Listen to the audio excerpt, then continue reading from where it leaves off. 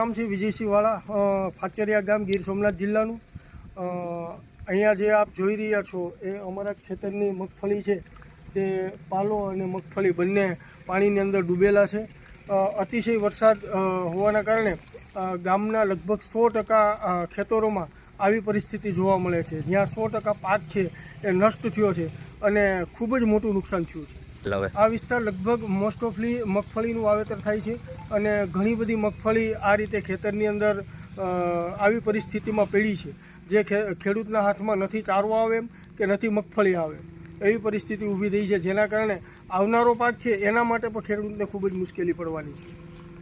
બારડ ગામ ફાચરિયા નુકસાન તો આજ 4-5 દિવસથી આ સતત ને સતત અમારા ખેતરમાં પાણી ભરાઈ ગયેલ છે, માંડવીનો ઢગલો પલળી ગયેલ છે, સારો અમારે બિલકુલ જરાય નથી।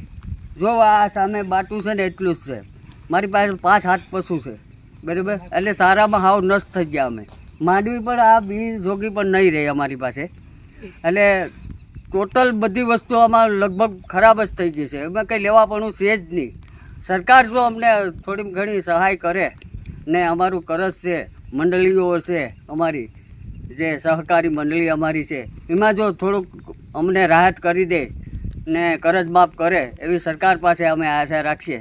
બાપા ખાસ કરીને અમારે વેસા તો લેવો પડે, બરાબર, થોડો ઘણો એ કોરો નીકળે માથે, બરાબર, એમાં કંઈ થાય નહીં, એટલા પછી આખું વર્ષ થાય નહીં અમારે, બરાબર, એટલે અમારે વેસાતો જ લેવો પડે સારો, તો એના માટે તો અમારે નુકસાનમાં સાહેબ જોવા જઈએ તો 100% નુકસાન અમારા ગામમાં થઈ રહ્યું છે।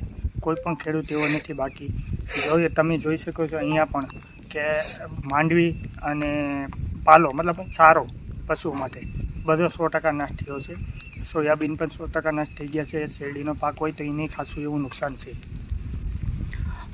મંત્રી સાહેબ લોકો આવ્યા હતા, બરાબર, વિઝિટ કરીને ગયા છે, ખૂબ સારી વાત છે।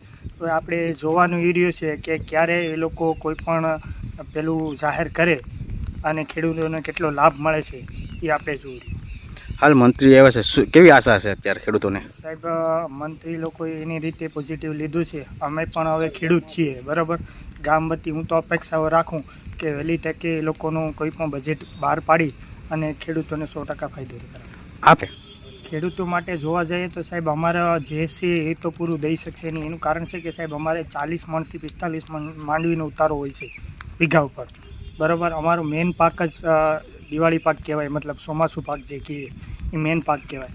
મેઇન પાક જે અમારો વયો જાય તો આગળ ઘઉં કરવા હોય કે કોઈ પણ કરવું હોય તો એના માટે મૂડી રહેતી નથી ખેડૂત માટે। તો અમે અપેક્ષા રાખીએ કે ભલે એ 40 મણ 45 મણનું ન દઈ કે પણ ખાંડી હવા ખાંડીનું ઉપજનું જે પૈસા સરકારી ભાવ પ્રમાણે દે એવી અપેક્ષા રાખીએ, જેથી કરીને આગલો પાક એ લોકો ખાતર બિયારણ લઈ અને કરી શકે।